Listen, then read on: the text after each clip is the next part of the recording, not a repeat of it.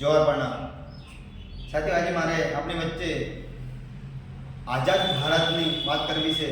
આપણો ભારત દેશ 1947માં સ્વતંત્ર બન્યો અંગ્રેજોના શાસનમાંથી અને 1950માં સત્તામાં આવી અને વહીવટ ચાલુ કર્યો અને એ વહીવટ આપણા લોકોના સુખાકારી માટે હતો અને એમાંથી જ એક વહીવટનો ભાગ છે એ ગ્રામ પંચાયત। આપણે સાથીઓ ગ્રામ પંચાયતની અંદર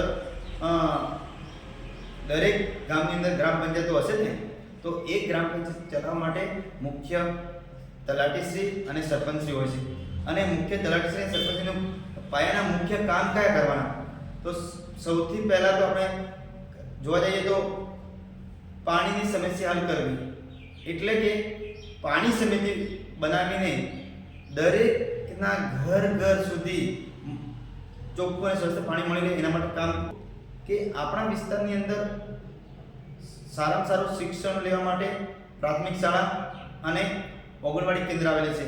તો સરપંચશ્રીએ શિક્ષણ ઉપર પણ દેખરેખ રાખવું જોઈએ અને સારું શિક્ષણ મળે એના માટે શિક્ષણની સવલતો ઊભી કરવી જોઈએ।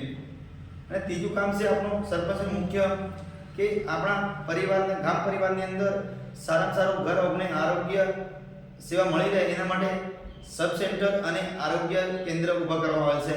એના પર પણ સરપંચને દેખરેખ રાખવું જોઈએ અને આપણને એના સેવા આરોગ્યની સેવાનો લાભ મળવો જોઈએ। અને ત્રીજા નંબરનું આ સરપંચનું મુખ્ય કામ છે કે આપણા વિસ્તારની અંદર લોકોને પોતાનો પરિવાર ચલાવવા માટે રોજગાર ઊભો કરવો। તો આપણા ઘર અને ગામની અંદર રોજગાર મળી રહે એના માટે પણ સરપંચ તલાટીશ્રીને કામ કરવું પડતું હોય છે। ગામ પરિવારની અંદર નાની મોટી વાતની અંદર કોઈ ઝઘડો થાય અથવા બોલાચાલી થતી હોય અથવા કંઈક મનદુખ થતું હોય ત્યારે ગ્રામ પંચાયતની સામાજિક ન્યાય સમિતિ હોય છે। તો એની અંદર સરપંચશ્રી અને તલાટીશ્રી વચ્ચે રહી અને એ ગામની અંદર બંને પક્ષને વચ્ચે રહીને સમજૂતો કરાવવો પડે છે।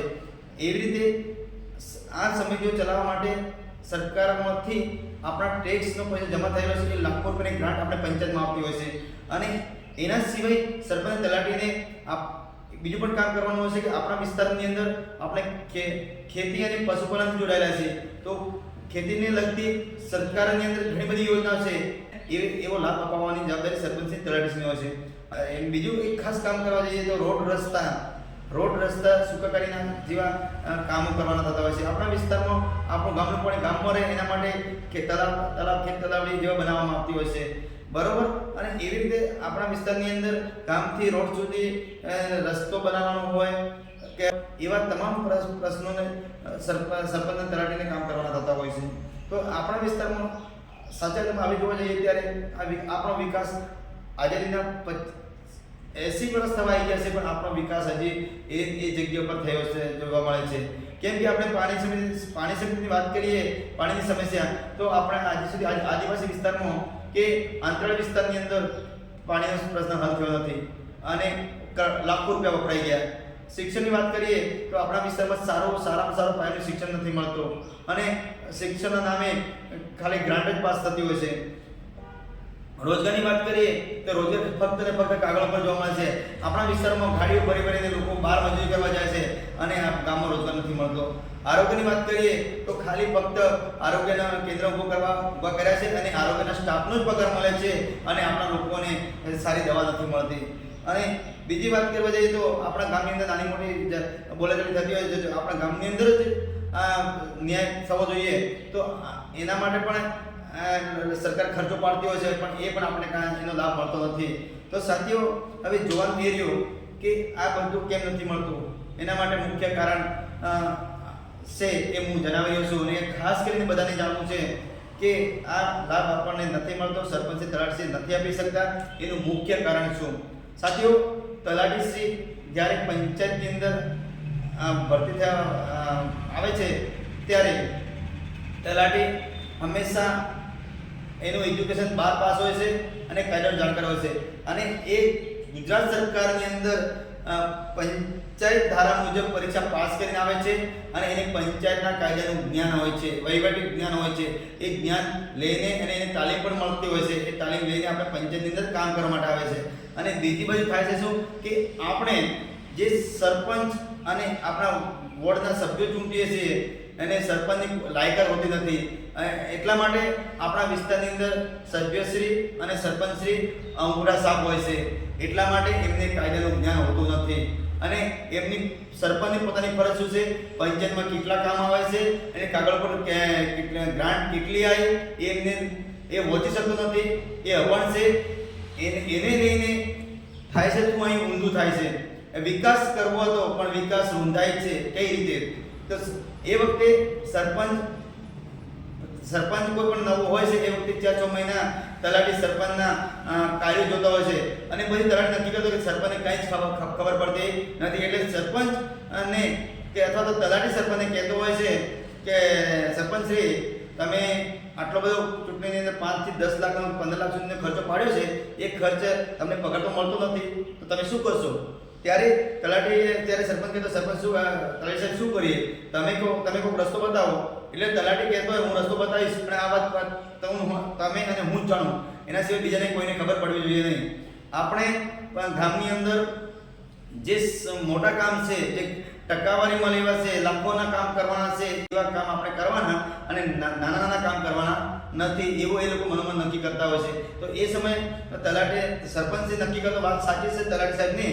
એટલે એ દિવસથી સરપંચ આપણો ચૂંટીને મોકલેલો સરપંચ એ તલાટીનો પટાવાળો બને છે અને પટાવાળો બન્યા પછી તલાટી કે એમ કામ કરે છે અને તલાટી એમને જે કાગળ ઉપર વિકાસના કામ બતાવે છે કે સરપંચ અહીં સહી કરો, એટલે સરપંચ અંગૂઠો દાબે અને અથવા તો ખાલી એને સહી કરતા શીખડાવી દીધું હોય એટલે ફક્ત સહી કરતો હોય છે. અને એવી રીતે આપણા લાખો રૂપિયાની ગ્રાન્ટ વપરાઈ જાય અને વિકાસ ફક્ત ને ફક્ત તલાટી અને સરપંચશ્રીનો થતો હોય છે અને આપણા ચારે બાજુનો ગામનો વિનાશ જોવા મળે છે. અને આપણને કોઈ આજ દિન સુધી કોઈ સરપંચશ્રીએ કે તલાટીશ્રીએ આપણે કોઈ પ્રકારની કાયદાની માહિતી નથી આપી. નહીં પાણીની સમસ્યા હલ થઈ, નહીં શિક્ષણની સમસ્યા હલ થઈ, નહીં રોજગાર હલ થયો અને નહીં આરોગ્યની સમસ્યા હલ થઈ, નહીં સમાજ આપણા ગામની અંદર નહીં ન્યાય વ્યવસ્થા થઈ. તો હવે સાથીઓ આટલું બધું હદ થઈને આપણે ગુલામ બની ગયા. આજે આપણે ભીખ માંગવા ભીખ પણ નહીં આપે અને અધિકારીઓ આપણા પર જુલમ કરી રહ્યા છે. વિકાસના નામે ડગલે પગલે ખોટી નોટિસો આપે, આપણે બેદખલ કરવા, જળ જંગલ જમીનના પણ આપણા હક અધિકાર છે એમાં પણ આપણે બેદખલ કરવા. તો હવે આપણે સૌને મારે એક જ વિનંતી છે કે સૌ જાગો, ઊભા થાઓ અને હક જાણો, કાયદો જાણો તો ફાયદામાં રહેશો. તો કાયદો જાણવો જરૂરી બની છે. ગામે ગામ શિબિર કરો અને હવે પછીની આવનાર તમામ ચૂંટણી કરવાની થતી હોય અથવા સિલેક્શન કરવાના થતા હોય તો પંચાયતની અંદર ઓછામાં ઓછો 12 પંચાયતનો કાયદો જાણતા હોય અને 12 પાસની લાયકાત ધરાવતા હોય અને અધિકારી સામે બોલતા હોય એવા લોકોને પ્રતિનિધિત્વ આપો અને એમની સાથે રહી અને આ જે સમસ્યા આજ દિન સુધી આપણને સમસ્યા ભોગવી રહ્યા છે એ સમસ્યા હવે પછી ઊભી ન થાય અને એ સમસ્યા એક કરીને આપણે પૂરી કરીએ. એના માટે આપ સૌનો મારો સાથ અને સહયોગની જરૂર છે. ને આ મેસેજ આપણે દરેક અજ્ઞાન અભણ હોય અને ભણેલા હોય અને જે જવાબદાર સરપંચ તલાટી હોય એમના સુધી પહોંચતો કરજો અને એમને પણ ખ્યાલ આવે કે આપણે ખરેખર આ ભૂલ છે અને આ ભૂલ જાતિ કરીએ અને સૌ સાથે મળી અને આપણા ગામનો વિકાસ કરીશું તો જ તાલુકાનો વિકાસ થશે. તાલુકાનો વિકાસ થશે તો જ જિલ્લાનો વિકાસ થશે અને જિલ્લાનો વિકાસ થશે તો જ રાજ્યનો વિકાસ થશે અને રાજ્યનો વિકાસ થશે તો જ દેશનો વિકાસ થશે. સૌ જાગો અને દરેકને આ વિડીયો શેર કરો અને મોકલો અને જવાબદારી લો અને આપણે સૌ સાથે મળીને કામ કરીશું. જય હિન્દ, જય ભારત, જય જવાહર, જય આદિવાસી.